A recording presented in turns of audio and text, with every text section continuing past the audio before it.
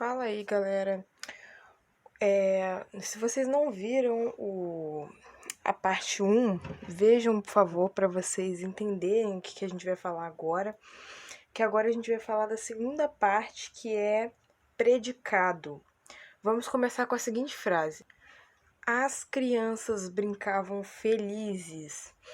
As crianças, no caso, seriam o nosso sujeito e brincavam felizes o predicado.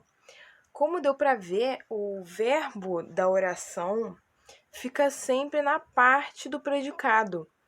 E a gente tem os seguintes tipos: o de ligação, também conhecido como relacional, e o significativo, também conhecido como nocional. Agora, neste exato momento, a gente vai ver o de ligação, relacional.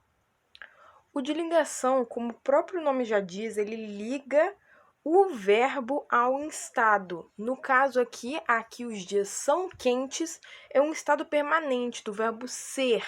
Nunca vai parar de ser quente. Se ele está quente, aí não é para sempre, mas como ele é quente, são quentes, aí é eternamente.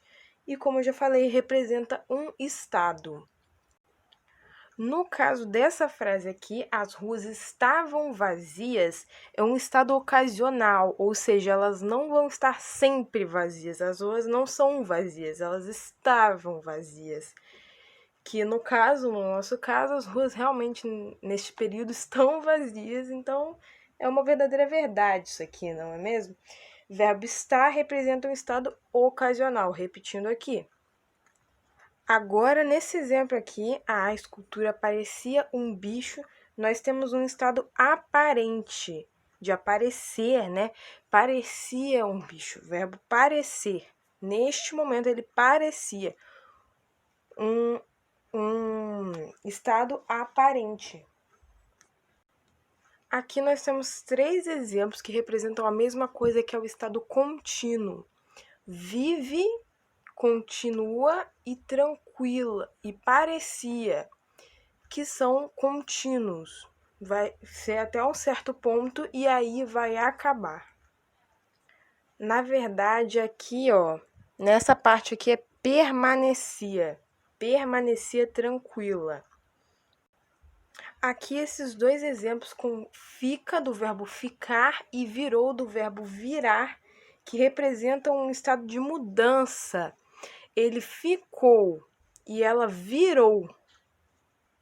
Agora temos o verbo significativo, que ele expressa uma ação única, um significado único de cada um. Também é chamado de nocional. Temos aqui o exemplo: o cliente reclamou da demora. Reclamou, reclama, ele reclama de algo. Quem reclama, reclama de algo. Então não é um verbo de ligação, porque ele não está ligando, ele está realmente dizendo algo. Aqui nós temos 2 frases: estou cansado de afirmar e estou aqui esperando, cuja a primeira, o estou está fazendo um papel de relacional, de verbo de ligação, junto com o predicativo do sujeito, que ele está ligando o predicativo do sujeito. E aí embaixo nós temos também o estou, só que agora ele é um verbo significativo, que representa um estado também, só que é um estado mais representando um verbo significativo, porque ele está fazendo um papel de principal aqui na história. Aqui nós temos um exemplo de um verbo intransitivo, que é aquele que não necessita de complemento, porque ele mesmo já é o complemento dele, ele não precisa de algo a mais. O cão late muito. Late o quê? Não tem o quê. Ele só late muito mesmo. Temos aqui: Priscila bateu em João, que é um transitivo indireto, porque ele precisa de preposição. Bateu em quem? Quando a gente tem o em, o de, coisas assim, isso é a preposição.